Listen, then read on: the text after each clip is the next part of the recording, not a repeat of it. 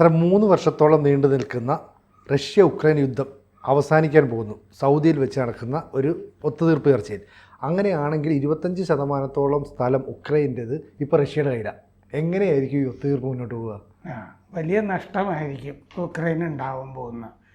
ഈ ചർച്ചയുടെ തുടക്കം തന്നെ സെലൻസ്കിക്ക് നഷ്ടം വരുത്തിക്കൊണ്ടാണ്. എന്തുകൊണ്ടാണെന്ന് വെച്ച് കഴിഞ്ഞാൽ ഈ സൗദി ചർച്ചയിൽ ഉക്രൈൻ എവിടെ? ഉക്രൈനില്ല. ഇല്ല. അത് സെലൻസ്കി പറഞ്ഞിട്ടുണ്ട്. ഞാനും ഇല്ലാത്ത ചർച്ചയുടെ തീർപ്പുകൾ ഒന്നും ഞാൻ അംഗീകരിക്കണമെന്നില്ല എന്നുള്ള മട്ടിലൊക്കെ സംസാരിച്ചിട്ടുണ്ട്. അങ്ങനെ പറഞ്ഞിട്ടൊന്നും കാര്യമില്ല. വലിയ നഷ്ടമാണ് വരാൻ പോകുന്നത്. എന്താണ് പ്രധാനപ്പെട്ട നഷ്ടം? ഈ ഉക്രൈൻ എന്താണ് ഉദ്ദേശിച്ചുകൊണ്ടിരുന്നത്? എന്തിനാണ് റഷ്യ യുക്രൈനെ ആക്രമിച്ചത്? അവർക്ക് നാറ്റോയിൽ അംഗത്വം വേണം. നാറ്റോയിൽ അംഗത്വം കൊടുക്കും എന്നുള്ള മട്ടിൽ നാറ്റോ രാജ്യങ്ങൾ നിന്നു.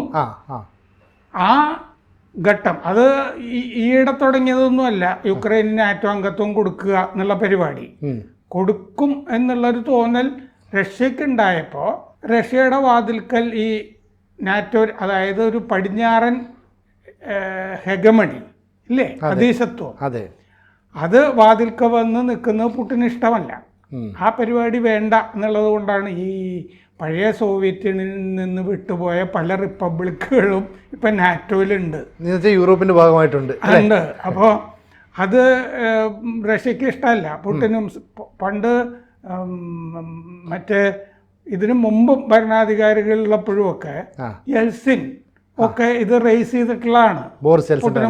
എൽസിനും ഒക്കെ റേസ് ചെയ്തിട്ടുണ്ട് ഈ പ്രശ്നം. ഇതുങ്ങളെ ഒന്നും നാറ്റോയിൽ പ്രവേശിപ്പിക്കരുത് എന്ന് പറഞ്ഞിട്ട്. അപ്പോൾ റഷ്യ യുക്രൈനെ ആക്രമിച്ചത് അതിന് നാറ്റോയിൽ അംഗത്വം കിട്ടും എന്ന് തോന്നലുണ്ടായപ്പോഴാണല്ലോ. ഇപ്പോഴത്തെ അവസ്ഥയിൽ എന്താണെന്ന് വെച്ച് കഴിഞ്ഞാൽ ട്രംപും അമേരിക്കയും വ്യക്തമാക്കി കഴിഞ്ഞു, ഉക്രൈന് നാറ്റോയിൽ അംഗത്വമില്ല.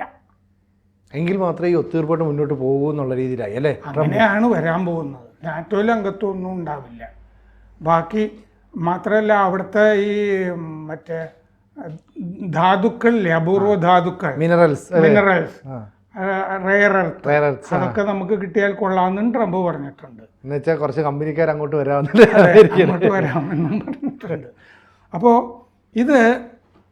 ഇതിപ്പോൾ ട്രംപും വ്യക്തമാക്കിയിട്ടുണ്ട്.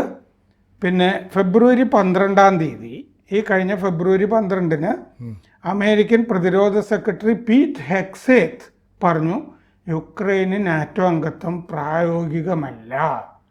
ഈ യുദ്ധം ഒരു ഒത്തുതീർപ്പിൽ എത്തണമെന്നുണ്ടെങ്കിൽ അത് നടപ്പുള്ള കാര്യമല്ല എന്ന് പറഞ്ഞു. ഫെബ്രുവരി 12 തന്നെ പുട്ടിനെ ട്രംപ് ഫോൺ ചെയ്തപ്പോഴും പറഞ്ഞു ഈ നാറ്റോ അംഗത്വം യുക്രൈന് അപ്രായോഗികമാണ് എന്ന് പറഞ്ഞിട്ടുണ്ട്. ഇപ്പം നാറ്റോയിലുള്ളത് 32 അംഗങ്ങളാണ്. നാറ്റോ എന്ന് പറഞ്ഞാൽ north Atlantic treaty organisation, NATO. അതിന് 32 അംഗങ്ങളുണ്ട്. ആ നാറ്റോയുടെ ഗുണം എന്താണെന്ന് വെച്ചാൽ അതിലൊരംഗത്തെ ഏതെങ്കിലും ഒരു രാജ്യം, പുറത്തു നിന്നുള്ളൊരു രാജ്യം ആക്രമിച്ചാൽ എല്ലാ രാജ്യത്തെയും ആക്രമിച്ചതായിട്ട് 32 രാജ്യങ്ങളും കരുതി നാറ്റോ ഇടപെടും. അതാണ് കരാർ എന്ന് പറയുന്നത്.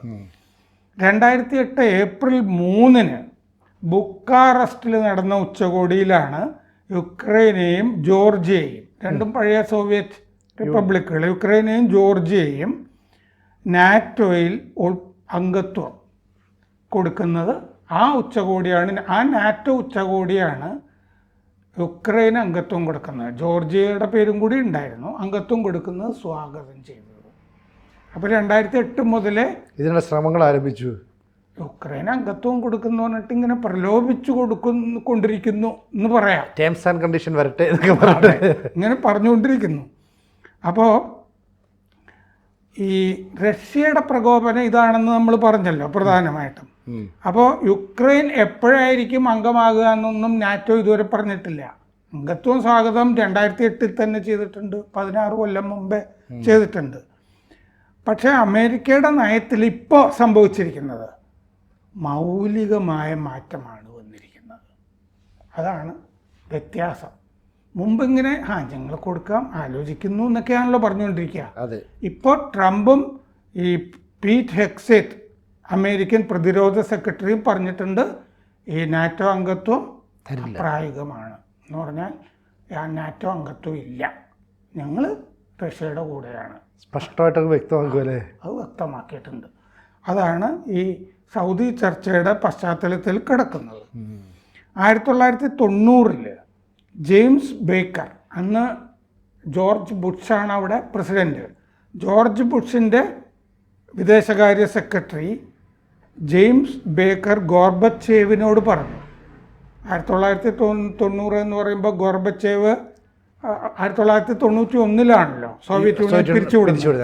അതിന് തലേ വർഷം ജെയിംസ് ബേക്കർ ഗോർബച്ചേവിനോട് പറഞ്ഞു, നാറ്റോയുടെ ഇന്നത്തെ പ്രതിരോധ അതിർത്തി കിഴക്കൻ ഭാഗത്തേക്ക് 1 ഇഞ്ച് പോലും നീട്ടില്ല എന്ന് പറഞ്ഞു. പക്ഷെ പിന്നെയും കിഴക്കോട്ട് നീട്ടി. അങ്ങനെയാണ് പുതിയ രാജ്യങ്ങൾ വന്നത്. അപ്പം എന്ന് പറഞ്ഞാൽ ബോറിസ് യെൽസിന് ഗോർബച്ചേവിന് തന്നെ ഒരു പ്രതീക്ഷ കൊടുക്കുക ചെയ്തത്. ഗോർബച്ചേവിനെയും പറ്റിച്ചു. ഇതാണ് ഞാൻ പറയുന്നത്. കിഴക്കോട്ട് നീങ്ങി പിന്നീട് നാറ്റോ. ഇപ്പോൾ നാറ്റോ എവിടെ നിൽക്കുന്നോ അവിടെ നിന്ന് 1 ഇഞ്ച് പോലും കിഴക്കുള്ള രാജ്യങ്ങളെ സ്വീകരിക്കില്ല എന്ന് ഗോർബച്ചേവിനോട് പറഞ്ഞതാണ്. ഇത് ഗോർബച്ചേവ് ഫൗണ്ടേഷൻ്റെ ആർക്കൈവ്സിൽ ഇതിൻ്റെ ട്രാൻസ്ക്രിപ്റ്റ്സ് കാണാം. ഇവർ തമ്മിൽ നടന്ന സംഭാഷണം എഴുതി വെച്ചത് കാണാം. എന്നിട്ട് കിഴക്കോട്ട് പോയി. മുൻ സോവിയറ്റ് ഉപഗ്രഹങ്ങളെയും സഖ്യരാജ്യങ്ങളെയും ഒക്കെ നാറ്റോയിലെ അംഗങ്ങളാക്കി. 2000 റോബർട്ട് ഗേറ്റ്സിൽ CIA ഡയറക്ടറായിരുന്നു റോബർട്ട് ഗേറ്റ്സ് 1991-93. പിന്നീട് ബുഷിൻ്റെ ഒബാമയുടെ പ്രതിരോധ സെക്രട്ടറി ആയിരുന്നു റോബർട്ട് ഗേറ്റ്സ്. ഈ റോബർട്ട് ഗേറ്റ്സ് ഗോർബച്ചേവിനെയും മറ്റുള്ളവരെയൊക്കെ നാറ്റോ കിഴക്കോട്ട് വ്യാപിക്കില്ല എന്ന് റോബർട്ട് ഗേറ്റ്സും വിശ്വസിപ്പിച്ചിരുന്നു. പക്ഷേ 1999 ഗോർബച്ചേവൊക്കെ പോയ ശേഷം 8 കൊല്ലം കഴിഞ്ഞപ്പോൾ ചെക്കിയ, ഹംഗറി, പോളണ്ട് ഈ 3 രാജ്യങ്ങളെയും നാറ്റോയിൽ അംഗങ്ങളാക്കി. പോളണ്ട് സോവിയറ്റ് യൂണിയൻ്റെ അതിർത്തിയിലല്ലേ. പണ്ട് പോളണ്ടിനെ സോവിയറ്റ് യൂണിയൻ ആക്രമിച്ചിട്ടുണ്ടല്ലോ മുമ്പ്, ലെനിൻ്റെ കാലത്ത്. അയൽപക്കത്തെ രാജ്യമാണ് പോളണ്ട്. ഹംഗറി, ചെക്കിയ, ഇതൊക്കെ റഷ്യയുടെ അയൽപക്കത്തുള്ള രാജ്യങ്ങളല്ലേ. അതെ. ഇതുങ്ങളെയൊക്കെ നാറ്റോയിൽ അംഗമാക്കി. ഗോർബച്ചേവിനോട് പറഞ്ഞ പോലെയൊന്നുമല്ല കാര്യങ്ങൾ നടന്നത്. ഇതൊക്കെയാണ് ജനാധിപത്യം എന്ന് ക്ലിൻ്റൺ അന്ന് അമേരിക്കൻ പ്രസിഡന്റ് പറയുകയും ചെയ്തിരുന്നു. യൂറോപ്പിൽ യുദ്ധം വേണ്ട എന്നാണ് ഞങ്ങൾ ആഗ്രഹിക്കുന്നത്, അതുകൊണ്ട് ചെയ്യുന്നതാണ് എന്ന് ഒരു മറ്റേ പ്രഭാഷണത്തിൽ ക്ലിൻ്റൺ അത് പറയുകയും ചെയ്തിരുന്നു. സാൻ ഫ്രാൻസിസ്കോയിലാണ് ഒരു പ്രഭാഷണം നടന്നത് ക്ലിൻ്റൻ്റെ, ഇതിനെയൊക്കെ ന്യായീകരിച്ചിട്ട്. 2004 വാഴ്സ ഉടമ്പടി രാജ്യങ്ങൾ വേറെ നാറ്റോയിൽ അംഗങ്ങളായി. വാഴ്സ ഉടമ്പടി രാജ്യങ്ങൾ വീണ്ടും ബൾഗേറിയ, സ്ലോവാക്യ, റൊമാനിയ നാറ്റോയിൽ അംഗങ്ങളായി. പിന്നെ പഴയ സോവിയറ്റ് യൂണിയനിലെ റിപ്പബ്ലിക്കുകൾ എസ്റ്റോണിയ, ലാത്വിയ, ലിത്വാനിയ നാറ്റോയിൽ അംഗങ്ങളായി. അതൊക്കെ ചെറിയ രാജ്യങ്ങളായതുകൊണ്ട് ഈ നീരസം കടിച്ചമർത്തി നിന്നു എന്നേ പറയാൻ പറ്റുള്ളൂ. യുഗോസ്ലാവിയ അയലത്തല്ലേ, യുഗോസ്ലാവിയയുടെ ഭാഗമായിരുന്ന സ്ലൊവേനിയ നാറ്റോയിൽ അംഗമായി. അപ്പോൾ ചുറ്റുമുള്ള രാജ്യങ്ങളൊക്കെ നാറ്റോയിൽ അംഗമാകുന്നത് റഷ്യ കണ്ടുകൊണ്ട് നിന്നു. അമേരിക്ക പറഞ്ഞ വാക്കൊന്നും പാലിച്ചില്ല. പിന്നെ Montenegro, north Macedonia. Montenegro 2017 NATO അംഗമായി.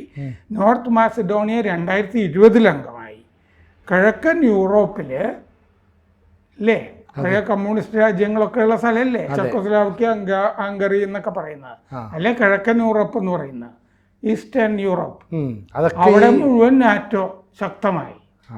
എന്നുവെച്ചാൽ ഈ USSRന്റെ ഭാഗമായിരുന്ന സ്ഥലങ്ങളൊക്കെ തന്നെ ഈ നാറ്റോയിൽ ഇടം ഒക്കെ വന്നു.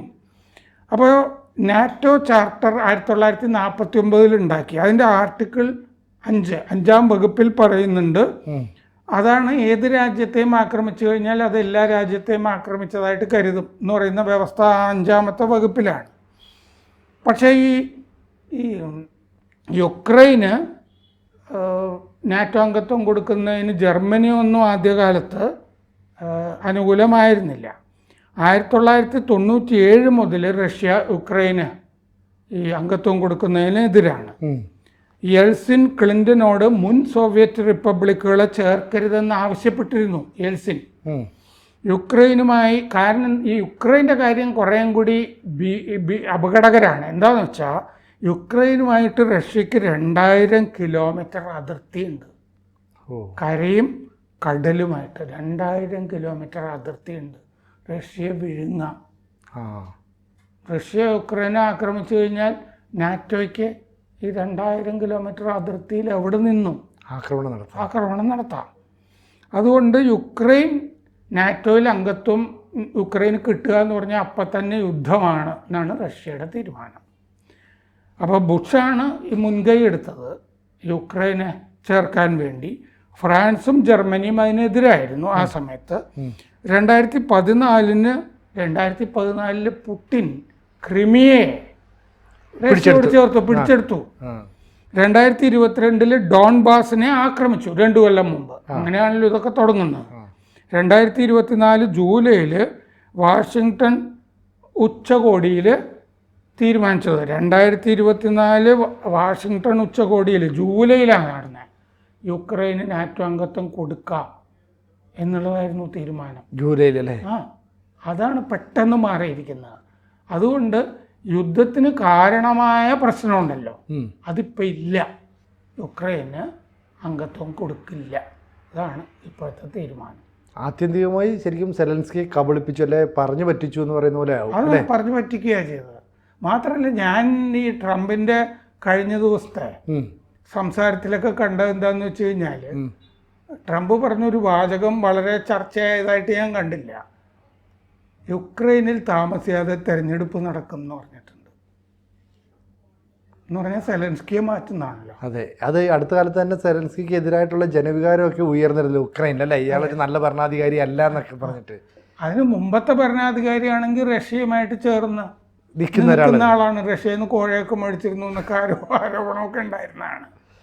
അപ്പോൾ അതുകൊണ്ട് ഇനി സെലൻസ്കി തന്നെ ഉണ്ടാകരുത് എന്നുള്ളതാണ് ട്രംപിൻ്റെ ആഗ്രഹം. അവിടെയാണ് കാര്യങ്ങൾ എത്തി നിൽക്കുന്നത്.